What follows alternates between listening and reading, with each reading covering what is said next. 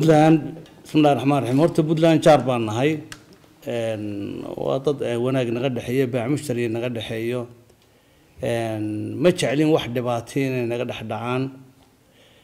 way jiraan baarlamaanka iyo nimanka loo hadlay way jiraan anigu waxaan jecelahay nabad iyo jaarnimo inaan ku wada noolaano way dantayda ku jiro cadow badan oo common aan wada leenahay khilaafka labadeeda naga dhaxdhacaana wuxuu abuurayaa in dad kale ay ka faa'iideystaan ayaa ka iman kara waxaan si hadda ogahay anigoo taliya ciidanka qaranka oo leega ciidamadeeduna xagga joogaan xadka uu sugan yahay nabadgelyadiisu waan cid xadka Soomaaliland ku soo xadgudbi kartaa ma jirto cid ku soo xadgudbitaana day waa cid iyadu bareeday Puntland khama filaano sidaasi hadalkooda media la marinayo iyo practicality waa kala gaar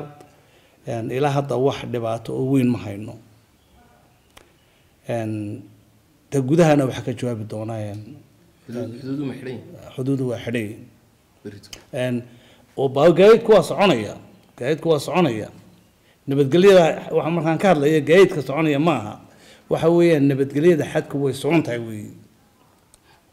لكن السعودة تدخل وصانية